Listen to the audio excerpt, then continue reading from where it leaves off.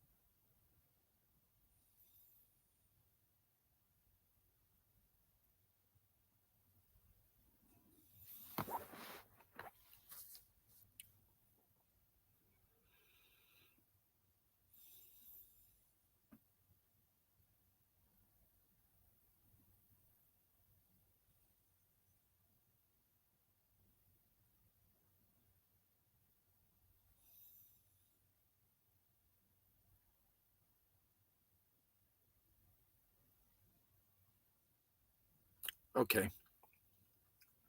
I'm just going to get started.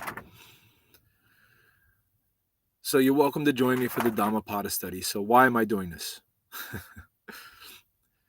During the last 48 months, I sacrificed a lot of my time studying the Yoga Sutras and the Dhammapada and also writing my own translation. I sacrificed a lot to write these books. These books contain the digital antivirus to all pain and suffering on earth. What you feed your mind affects your emotions, your spirit, your body, and your soul. And if you feed your mind these sutras, it will ultimately lead to liberation. Just hearing one of the sutras is a blessing. Just one. The Buddha and Patanjali, the sage who is responsible for the Yoga Sutras, both state that you have to recite the sutras. On the times when I recite the sutras, I'm way healthier, way better. On the times where I watch, I don't know, John Wick 4 for the 5th time, yeah. And then I wonder why I'm predeterminedly offensive, right?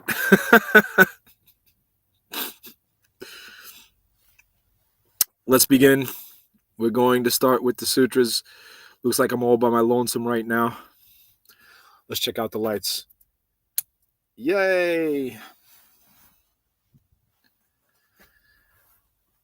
All right.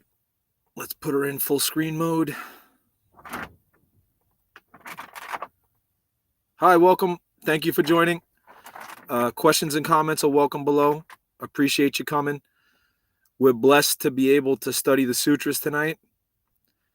Studying the sutras will definitely lessen your pain, lessen your suffering, and will ultimately lead to emancipation. Emancipation of the soul from entanglement in the physical realm for its happiness and ultimately its pain and its suffering. And the mentality and the elements of the mind do affect the physical body, so actually physical health as well becomes mastered when you master these sutras.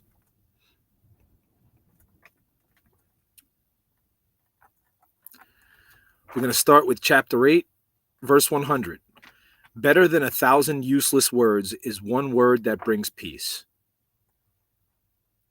Sutra 101. Better than 1,000 verses made up of senseless words that do not lead to the realization of nirvana is one verse that brings peace. As I'm doing this, you can see the drawings here. This is my translation. Please help me out. Give it a buy. It's on Amazon. Vincent Ferra, Dhammapada. I redid all these images by hand. I remastered them. It took me 8 months, 426 images. When I'm reading, the images give great insight into the verses. That's one of the reasons why I absolutely love this text, other than the fact that it's poetically written and all of the words are supposedly spoken by the Buddha himself. Sutra 102. Reciting 1,000 meaningless verses is not as good as reciting a single meaningful verse that brings peace, which is exactly what I was just saying. 103. A person may conquer 1,000 men in 1,000 battles, but the person who conquers himself is the most noble victor. I got to repeat that verse every night for the next 20 years.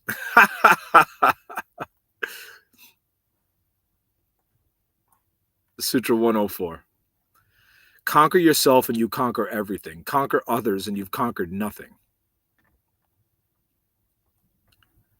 Verse 105. Not even a god, angel, or a demon can turn the victory of someone who has conquered themselves and is ever restrained in conduct into defeat.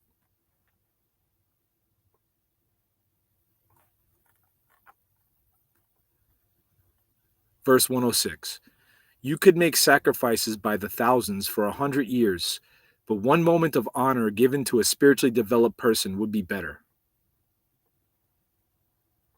Sutra 107.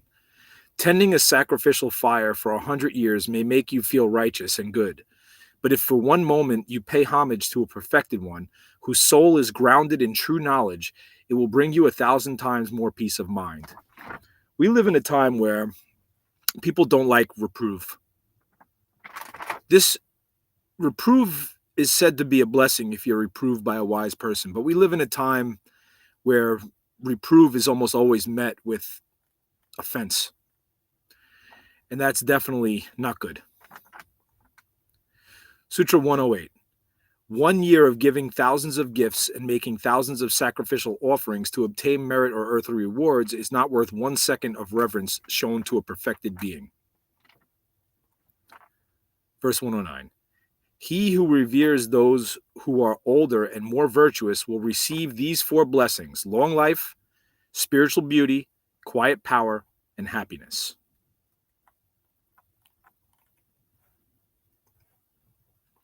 Sutra 110. It is better to live 1 day virtuous and reflecting than to live 100 years immoral and uncontrolled. Sutra 111. Better it is to live 1 wise and mindful day than to live 100 years ignorant and unrestrained.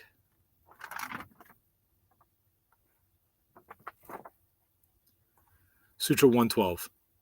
It is 1,000 times better to live 1 day disciplined and with purpose than to live 100 years lazy and aimlessly.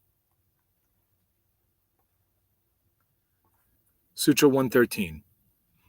It is better to live 1 day observing the rise and fall of phenomena than to live 100 years without observing the rise and fall of phenomena.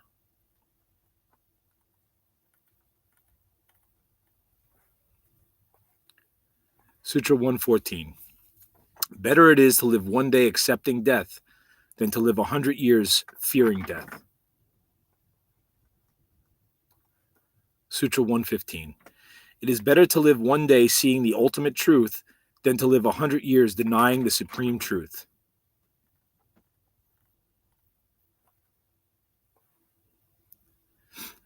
Let's do 9. We'll do 2 chapters today. These chapters go fast. Sutra 116. Make haste in doing good deeds and refrain your mind from evil. The mind of someone who is slow in doing good tends to take delight in evil. Sutra 117. If a person does evil, he should not do it repeatedly. He should not take pleasure in it. Loads of evil deeds leads to suffering. Sutra 118. A person who does good should do it repeatedly. They should delight in it. Many good deeds brings ease. Sutra 119. Evildoers may feel good as long as their evil deeds have not ripened. But when their evil deeds ripen before their eyes, they suffer the consequences. Sutra 120. Good doers may not feel anything as long as their good deeds have not ripened. But when their good deeds ripen before their eyes, they feel happy with the consequences. Sutra 121. Do not take evil lightly, saying, a little evil will not affect me. Drop by drop a water pot is filled. Likewise, a fool becomes prideful and fills himself up with poison drop by drop. Sutra 122. Do not take good lightly, saying, a little good will not affect me.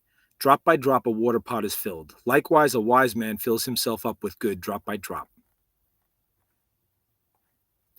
Sutra 123. A wealthy trader avoids risky situations. Someone that wants to live avoids poison. A wise man shuns evil. Sutra 124. If there is no wound on your hand, you may handle poison without being harmed. Likewise, for one who does no evil, there is no ill. Sutra 125. Evil falls back upon a person who wrongs someone that is virtuous and innocent, just like fine dust thrown against the wind. Sutra 126. After death, some are reborn in a womb. The wicked are reborn in a place of continuous torment. The devout go to heaven. Those who are free from all worldly desires attain nirvana, liberation of the soul.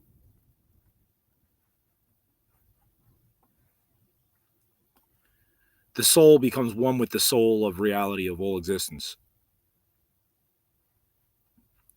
The soul's made from the original source. 127. Not in the sky, not in the middle of the ocean, nor in a cave on the top of a mountain is there a place where one may escape the consequences of their evil deeds. Sutra 128.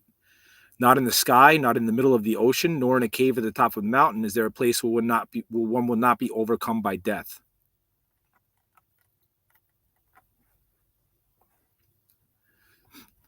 That's it for chapter 9. Thanks so much for staying with me with the study. Any questions or comments, please put below. Again, please purchase my book. It's Vincent Ferra Dhammapada. It's available on Amazon. Thanks so much for joining me. Be well.